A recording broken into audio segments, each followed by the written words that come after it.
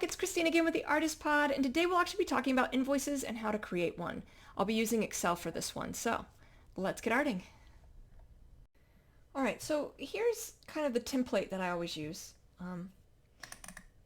So this is all the way down, right? So, you know, it's relatively straightforward when you're doing an invoice. When I'm typically doing an invoice, I'm doing it for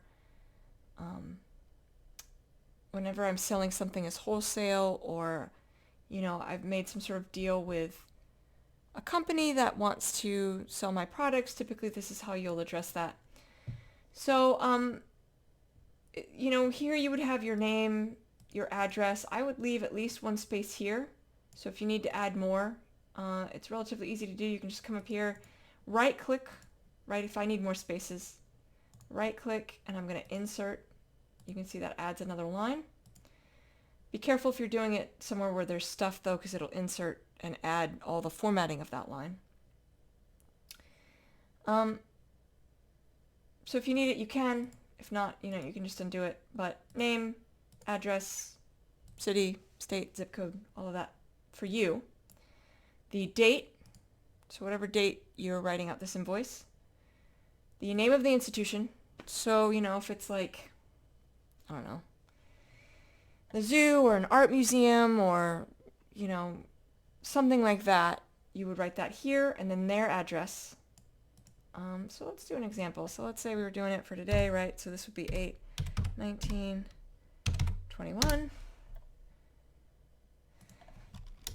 Me and my address, more of my address, and then say we were doing something for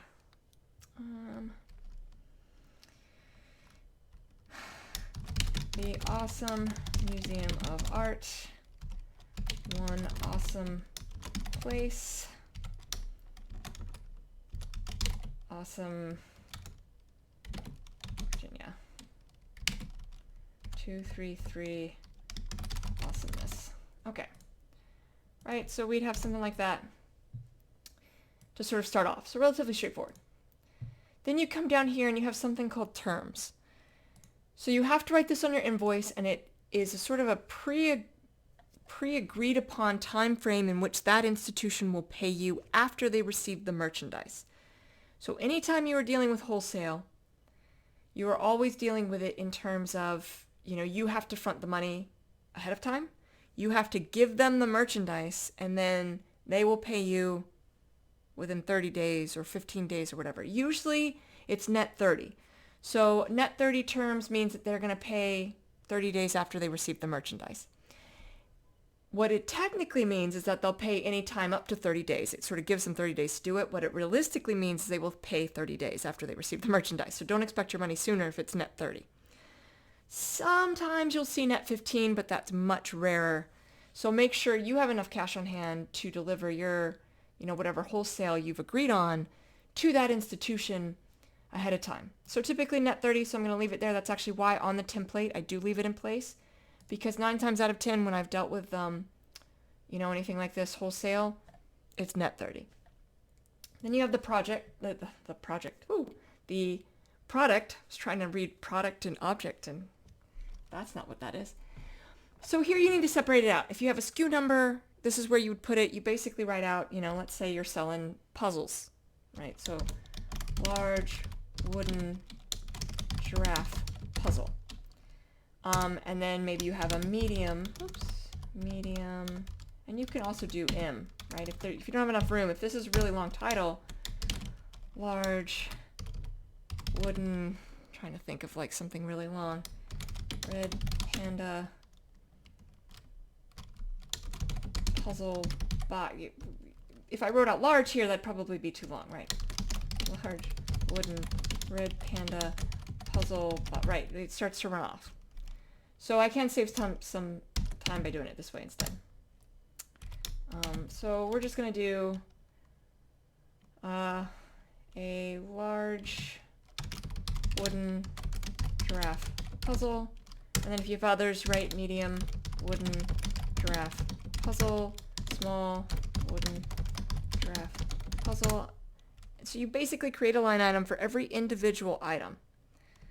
And then maybe you have a large, I've already done it, large red panda puzzle, medium red panda puzzle, etc., etc., etc. So here you have the description. So large wooden puzzle, medium wooden puzzle, right? You don't have to put the full thing here. This is just describing the item. Especially in the VIN, it's more important if the product name doesn't make sense with the description, right? And then whatever price you've agreed upon, right? So if you've agreed upon, let's say $14 as your wholesale price, that's what you type in, right? 14. Let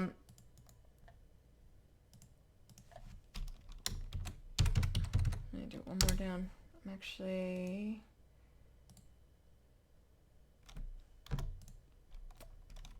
you can see that it's a little...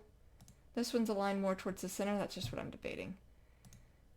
You have your alignment up here, and that kind of fixes it. It's probably the same all the way down. I can also copy and paste all the way down, right? If this is the same, you're literally selling the same thing. On Excel, you can just highlight however many puzzles, however many lines you want to say the same thing with the same formatting, and paste it in, and you can see it saves that. So then we have quantity.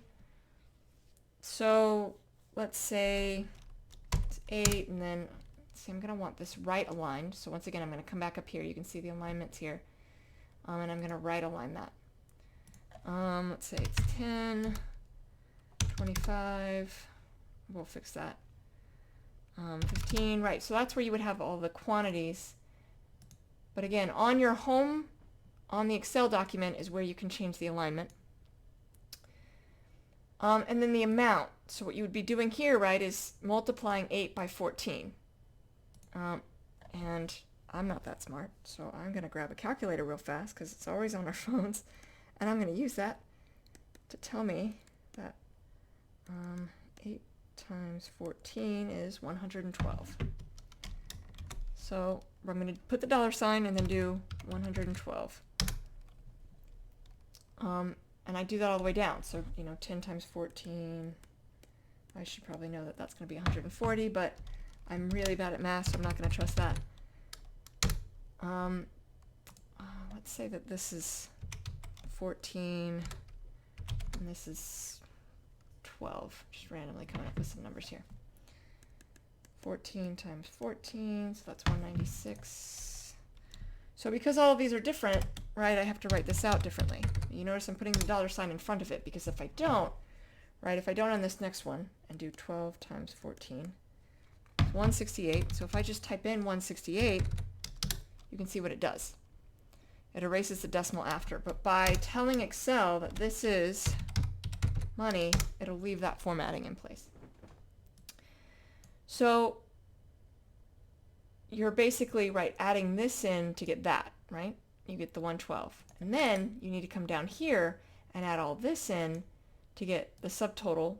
And then you need to add that tax in if you charge tax. You'll need to add that together to get the total. Excel, now if you're trying to set this up, and you're just trying to set up a document, if you're familiar with Excel, it's relatively easy to do. Again, just use the $signs in front of things. It'll understand the formatting. If you need to add more, as I mentioned before, right, you can come over here, right? If I need more of these, because I just have so many items I'm selling, I'm going to come over here and select one that's away from that, because otherwise it'll potentially copy it. I'm going to right click, so I'm going to select it first. On 31, I've left clicked on it. Now I'm going to right click and I'm going to come down here and hit insert. Maybe I want to keep doing that. Insert. Maybe I just need a few. If I off click, there we go. We have all these extra columns we just added. You can do the same for these, right? Insert, and you can see it just shifts it over. There's nothing here, so that's not actually doing anything. But if you needed to do anything up here to increase that distance, it's relatively easy. To create the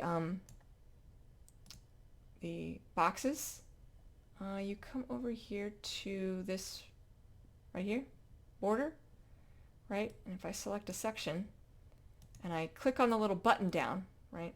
So you see how it has this little button up here. I'm going to click it down. I can add a bottom border. See what that does? I can add a left border. I can add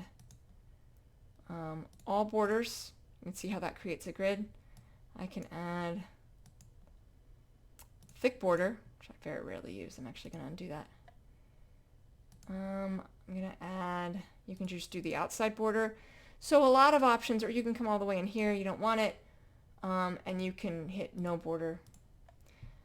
I often, especially if I'm not thinking about it and I copy and paste something, that's why I copied and pasted the 14 from the second line down, is it likely would have copied the top border, and then I'd have to go in here and select them all and select no border, and then come, leave it all selected to select the left border and the right border to put those back. So that happens. Let's see if I copy it, if it'll do it, right? If I copy this and paste it over here, you can see there's that line. And I don't necessarily want that line. So I'd have to come in here and select, no border, which I already have. Doesn't take the line away from anywhere else, but let's say I'd done that, right? But I still need a left and a right. I just took from the bottom, so then you can leave it in place and you can select left, and then you can come over here and select right, and they'll both be there. So very easy to do. Word, I would not recommend using Microsoft Word for this. It is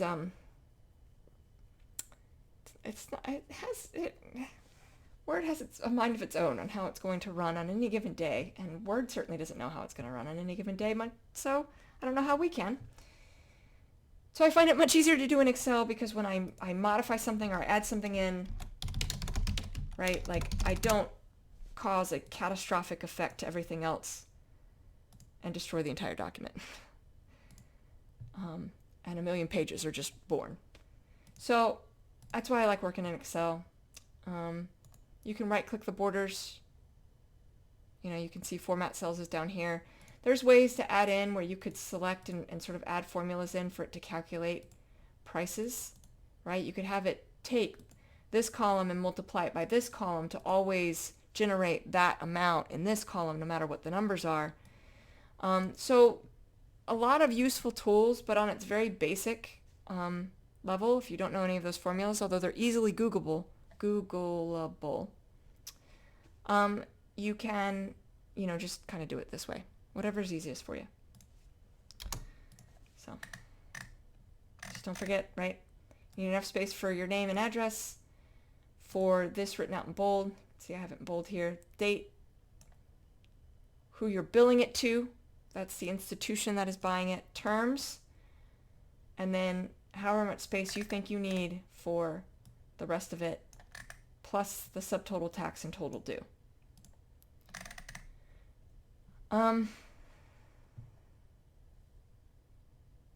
Just make sure, when you're printing it, Excel can do weird things. And just sort of a final bit of advice, if you're going to print it and it's not fitting, like it's trying to take this and push it off, so make sure make sure you're in within a border that it's going to print on a page, but sometimes it still wants to take this and print it off. So it's typically in advanced settings on your printer, something that says fit to page. If you select that, it'll squish it all as it should be, and it'll fit it onto the page. It may still push this off if this is just longer than 8.5 by 11, but if it's doing anything weird, you can try that and see if the printer preview puts it all on the same page or not. I've seen that happen a lot with Excel, so it's probably not a bad idea to try that first before you need to consider narrowing out your columns. Sometimes you still need to, because you can make them too wide where it really just can't do it, but sometimes it's just the way that Excel talks to printers. All right, so that is how you create an invoice. I hope that was helpful. I know it was a bit short, but it's not really that hard to do. I prefer Excel to create them because Word just does crazy things, and it's really hard to work with. Excel's super easy to create an invoice with, and I hope I really showed, how easy it would be to create the columns and what you need, what information you need. You can also find templates online, so a lot of easy things to do. I typically do it when I'm dealing with, wholesale items or things like that. So in the floating nether next to me, I have other videos of art tutorials I have done, and I will see you all soon. Thank you so much. Take care.